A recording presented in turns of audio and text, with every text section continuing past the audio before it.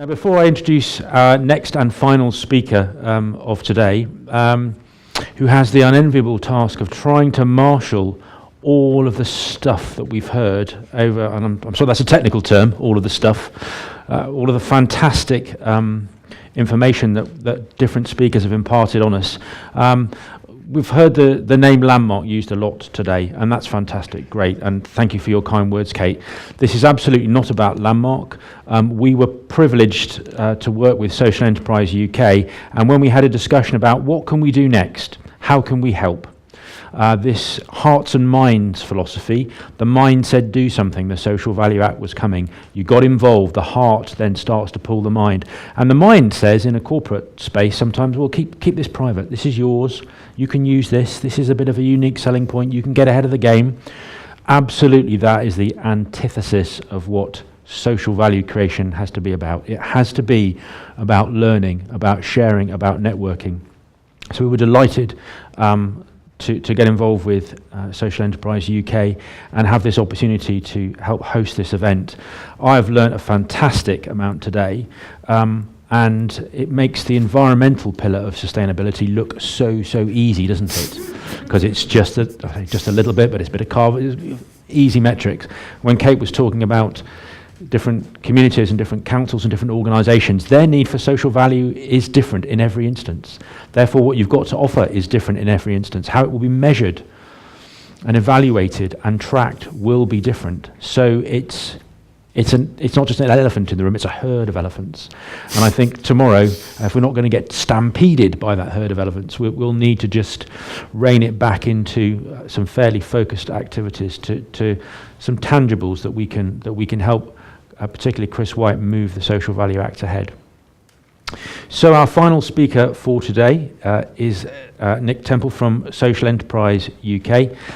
Delighted to have you with us here today, Nick, and I don't envy you, as I say, your task at all of trying to wrap all this up. I will then just spend a moment closing today's events and ending the web stream by the tug of the ear, but I won't do it now, otherwise catastrophe will reign. I'll give you the clicker. I'm not sure if it's going to be any use to you. I can try. But anyway. Use your mind. Yeah. Power of mind. Kate, show us that. Thank you. Thank you.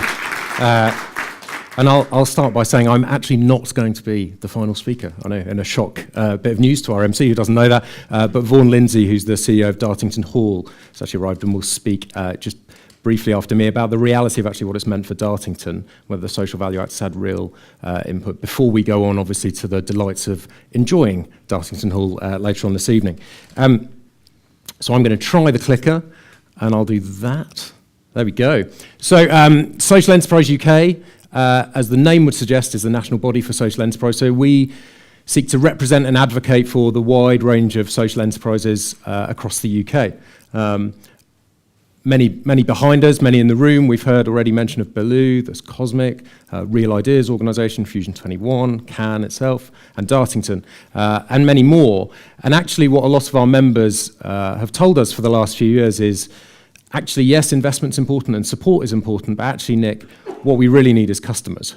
And actually, we need to be able to win business to make our businesses sustainable. So actually, SE UK, whilst building the evidence base and lobbying politicians and doing all the things we do, also seeks to be a market builder now. And that was really what we've started to do more over the last few years. So there are some big markets for social enterprises. The public sector is one, and that's really why we started to talk about the Social Value Act. It's why it was put in the manifesto in 2010, which Chris White signed up to and then happily won the ballot, as you heard earlier. And now also we're forming a social economy alliance which seeks to influence policy, and the recommendations from tomorrow will be able to fed straight back into that. Also, we work with the private sector, and our Buy Social campaign is seeking, again, to encourage the private sector to buy from social enterprises. Again, you're seeing some of that in evidence today. But finally, also the general public are a big market too, and actually the main source of income above and beyond the public sector for social enterprises. So we're seeking to raise awareness to that market so they can understand it better too. So that's the kind of context behind why we got involved in the Act. It was really about creating a favourable environment for social enterprises. And that's why we've got involved in today's summit. And I'd really like to thank you all for coming. and in advance tomorrow for your contributions, and for those of you who've made contributions today.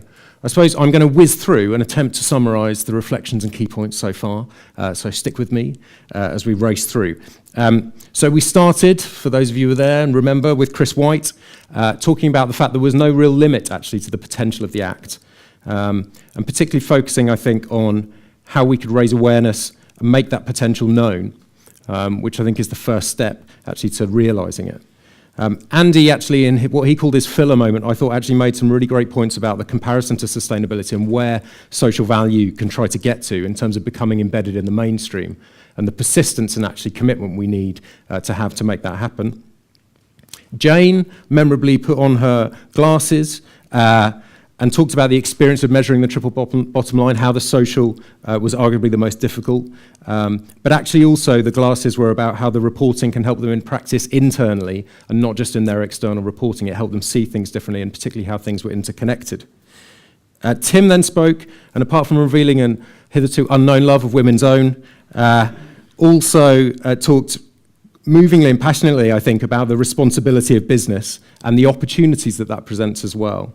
And again, how social capital can be a means of making decisions. And I think also actually tying it to the personal, in terms of your daughter being your mentor, is really important to remind us of why each of us as individuals within organisations is involved in this agenda.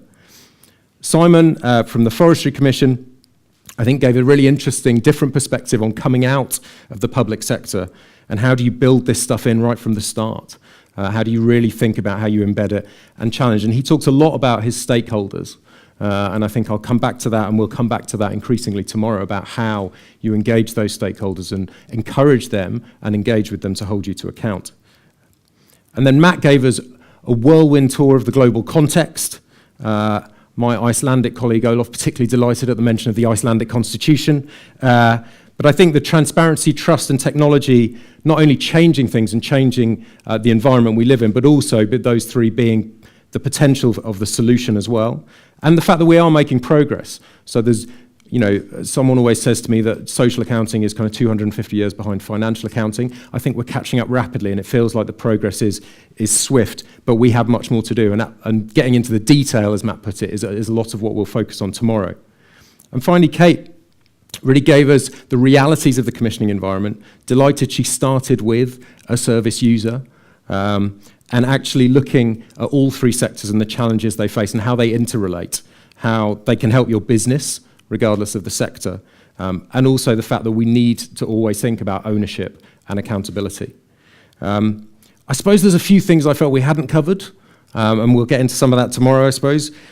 Some of the trade-offs and complex linkages between the pursuit of different outcomes, the real translation to delivery and implementation on the ground, and how we really achieve that, either in commissioning or in provision.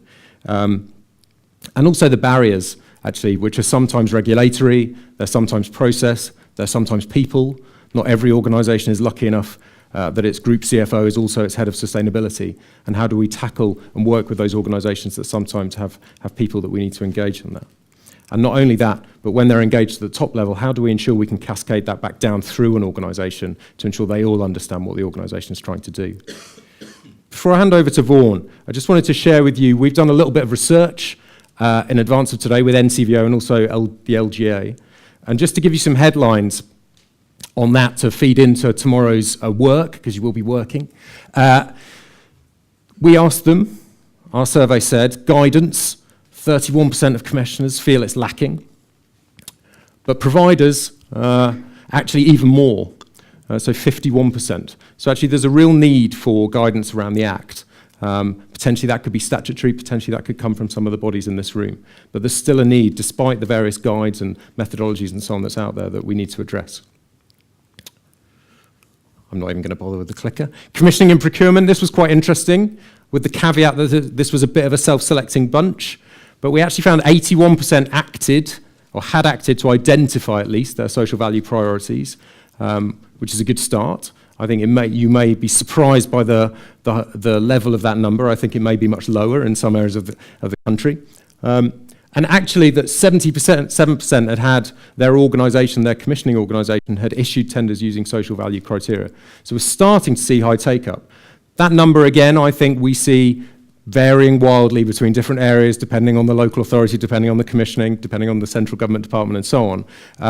But at least some good signs that we're seeing. And potentially, do we always have to wait for the contract to come out? Can we do that retrospectively? And the next, I haven't got that many, it's all right. So on measurement, we switched to the providers, and actually 75% were saying they were measuring their social impact. That's good. There's still room for improvement, obviously, about 25%. But actually what was interesting was that 58% had developed their own metrics. So that talk about the need for some consistency, some standardization, avoiding reinventing the wheel, avoiding duplicating resources and so on, is really live in this case from the provider perspective. And finally, the collaboration point, I think this was interesting. So we asked commissioners, and 96% of them said they'd engaged with providers and users, which was a high total, but obviously we believe the commissioners. There's a lot of trust, as Matt talked about earlier. Actually, when we asked the providers, it was a little bit lower.